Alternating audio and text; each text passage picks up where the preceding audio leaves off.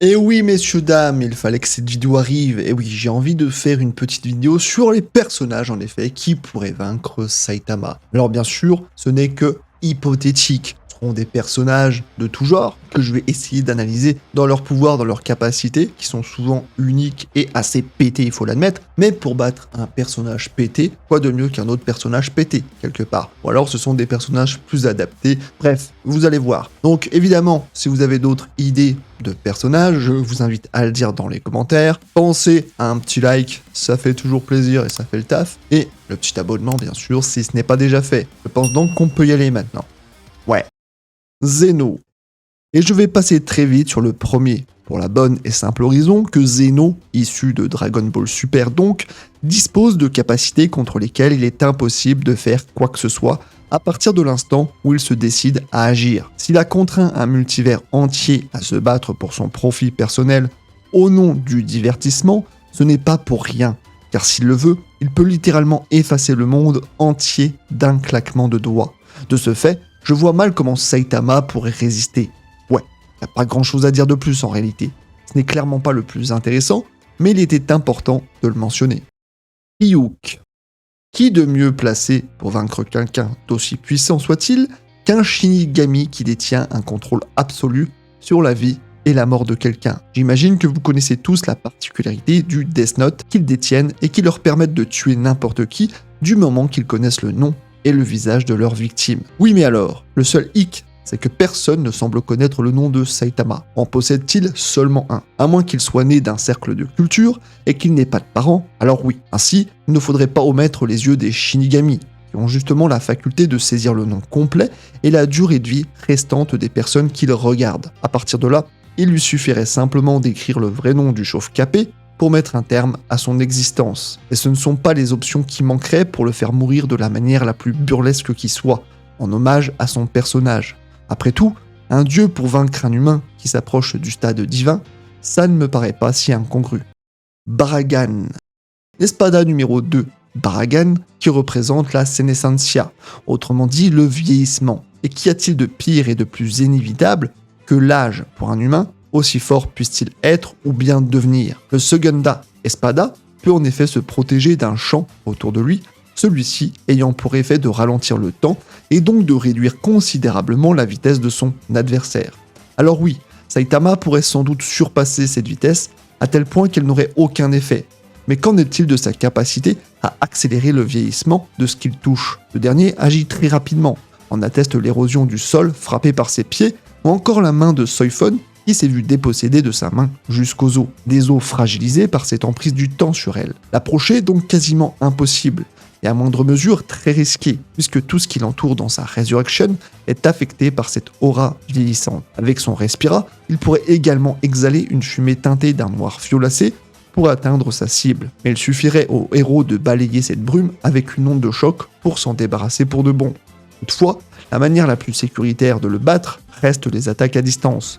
Et encore, il peut dissoudre à peu près n'importe quoi. La finalité de ce combat serait donc sans doute un peu plus incertaine. Saiki Kuzuo. S'il y a bien un personnage qui peut vaincre un personnage parodique, c'est un autre personnage parodique. Dans cette logique, Sakai est tout désigné pour combattre l'un des personnages manga les plus forts de tous les temps. Si Saitama a gagné d'immenses capacités physiques, dans son cas, il est né avec des pouvoirs psychiques incommensurables. Il est même contraint de vivre la plupart du temps avec des antennes qui sont en réalité des limiteurs de puissance. Quand elles sont retirées, c'est là qu'il produit la majorité des exploits qui peuvent décontenancer n'importe qui. D'après lui, son coup de poing pourrait tout détruire dans un rayon de 7 km, et c'est clairement envisageable quand on le voit projeter un ours avec juste le petit doigt, ce dernier volant en ligne droite jusque dans les cieux, et sûrement au-delà de l'atmosphère. D'ailleurs, un peu comme Superman en son temps, il n'a aucune difficulté à porter un avion pour le mettre en lieu sûr, ou encore à détruire une grande partie du terrain sur lequel il s'entraîne, juste en se tournant et en provoquant du vent. Et sa résistance n'est pas en reste, puisqu'il se masse le dos à l'aide de pierres qu'il projette à toute vitesse sur lui, ce qui fonctionne également avec un marteau-pilon. Comme vous l'aurez compris, il pourrait offrir son plus grand combat à Saitama. Quand bien même l'issue de ce duel est incertaine, je pense qu'il aurait de grandes chances de pouvoir le blesser, et pourquoi pas le vaincre. Après tout, ils sont tous les deux issus d'un univers loufoque, avec les facultés insensées qui vont avec. Mais bon, je reparlerai très bientôt de ce personnage, soyez-en certains. Jin Mori. Et on poursuit avec le héros de The God of High School, et pas dans sa forme de base, non. Celle qui mérite toute notre attention est celle qu'il obtient bien plus tardivement. En effet, lorsque Mori réalise qu'il est le roi singe, il n'a pas encore tous ses souvenirs. Ils sont stockés dans une gourde dans le Sage Realm. Une fois qu'il les trouve, il devient beaucoup plus puissant, acquiert de nouvelles capacités et est capable de se battre en tant que Jae-Dong-Song bien plus longtemps, même après avoir utilisé la majorité de son pouvoir en une seule rafale dans les premiers instants de la bataille. Ici, il gagne une nouvelle armure, Yongpyo. Elle est extrêmement durable et il peut la faire voler hors de lui et sur les autres pour les protéger. Il a également pu tanker une énorme épée pourtant assez puissante pour affecter une planète entière. Il peut aussi invoquer pas mal de clones, bien qu'ils soient limités dans leur utilisation ainsi que leur durée. Mais l'un de ses meilleurs exploits est d'avoir vaincu une multitude de géants avec une seule attaque à l'aide de ses clones et de ses bâtons. Comme vous pouvez le constater, c'est relativement impressionnant. À la limite, il pourrait même le sceller dans sa gourde, comme il l'a fait avec des entités surnaturelles. Que ce soit sa force, sa vitesse ou sa durabilité, il pourrait donc potentiellement atteindre et battre Saitama. Giorno Giovanna. Le protagoniste de la 5e partie de JoJo's Bizarre Adventure entre dans la même configuration que Jin Mori. Avec Gold Experience, il serait clairement limité pour l'atteindre de quelque façon que ce soit. Par contre, si on prend Gold Experience Requiem, c'est là que les choses deviennent intéressantes. Avec sa nouvelle capacité qui consiste à réinitialiser n'importe quelle capacité à zéro, Saitama ne pourrait pas faire grand chose. Pour imager, c'est un peu comme si vous étiez en train de farmer sur un jeu, prêt à en découdre avec une armée entière. Vous êtes bien, vous êtes dans la partie, vous avez l'avantage, et puis tout d'un coup, votre sauvegarde est corrompue. Ouais, c'est pas cool, mais c'est à peu près comme ça que fonctionne le stand de Giorno. Il empêche ainsi l'effet de s'ancrer dans la réalité, rejetant toutes les actions qui le ciblent. De plus, il s'agit là d'une capacité passive qui s'active automatiquement. Il est ainsi techniquement impossible de la contourner, même si on pourrait imaginer que Saitama en serait capable pour une raison inconnue. Après tout, ce n'est pas la première fois qu'il déjoue lui aussi la réalité. Il n'empêche qu'on ne connaît pas les limites de cette capacité. En fait, il est fort possible que ni l'un ni l'autre ne parviennent à prendre le dessus, mais je donnerai toutefois l'avantage à Giorno. Accelerator. Accelerator de Toharu Majutsu no Index est l'un des personnages disposant d'un pouvoir spécial relativement abusé, mais qui nécessite néanmoins une grande maîtrise. Avec son Vector Change, soit la faculté de contrôler les valeurs vectorielles de tout ce qu'il touche, cela lui permet principalement de renvoyer les attaques. En inversant le flux du sang en touchant une blessure, il peut par exemple tuer sa proie sans trop de complications. Aussi, ce dernier fonctionne de manière autonome. C'est pourquoi même lorsqu'il n'est pas conscient d'un danger en particulier, les projectiles n'ont aucun effet sur lui et seront même redirigés. S'il ne l'autorisait pas sciemment, même la lumière et la gravité n'auraient aucun droit sur lui. Mais pour être sincère avec vous, à ce stade, il dispose encore de pas mal de faiblesses qui pourraient permettre à Saitama d'outrepasser ses défenses pour l'atteindre. Comme la plupart des personnages présentés, ce n'est que quand il arbore sa forme ultime que les choses deviennent intéressantes, et ceci arrive lorsqu'il gagne les ailes de platine. La puissance d'attaque atteint alors au moins un niveau proche du système solaire. En dehors de ça, plus la force de son adversaire est élevée, plus ses contres et ses réflexions deviennent alors redoutables. Sa défense est ainsi pratiquement impénétrable, car il peut se protéger d'attaques ennemies, celles-ci devenant très vite désuètes. Il acquiert aussi la capacité de comprendre les lois jusqu'alors inconnues et inexplicables pour lui. Il n'a plus besoin de contact avec des vecteurs pour les contrôler.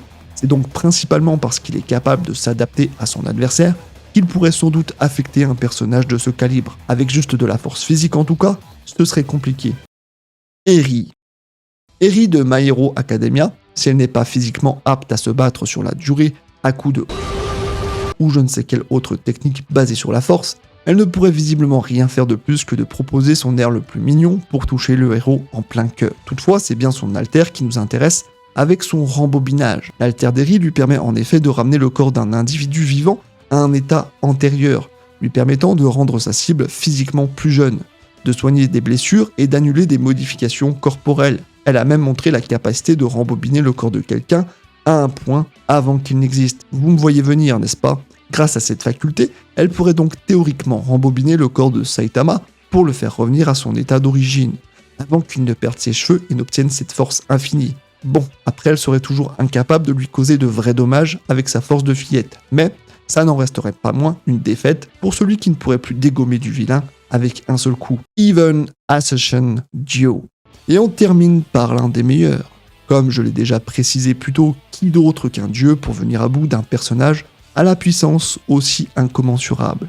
Et pas n'importe quel dieu, puisqu'il s'agit de Dio Brando sous sa forme ultime de Heaven Assassin, issu d'un univers alternatif pour le jeu Ice of Heaven. Il s'agit en fait d'un dieu qui a réussi à atteindre son objectif d'atteindre le paradis. C'est pourquoi il se retrouve doté de grands pouvoirs divins.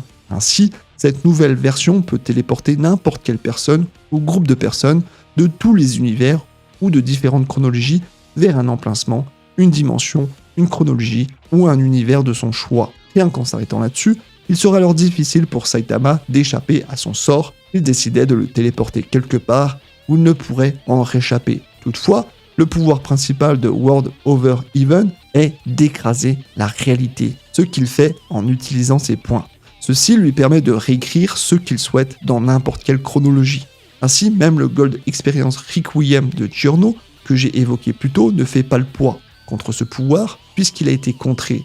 S'il a besoin d'une grande quantité d'âmes pour l'utiliser, il peut toutefois s'en saisir dans n'importe quel univers, sans pour autant sortir du sien. Un pouvoir donc absolu, qui lui permettrait de rendre caduque la puissance du chauve. Et bien voilà pour ce qui est de tous ces personnages. Comme vous avez pu le constater, j'ai essayé de piocher dans la diversité pour avoir un maximum de personnages assez décalés ou pas, ou des personnages plus sérieux. Alors bien sûr, ce sont dans leur univers, c'est en admettant qu'ils soient dans le même univers et qu'ils puissent combattre d'égal à égal, si on peut dire comme ça.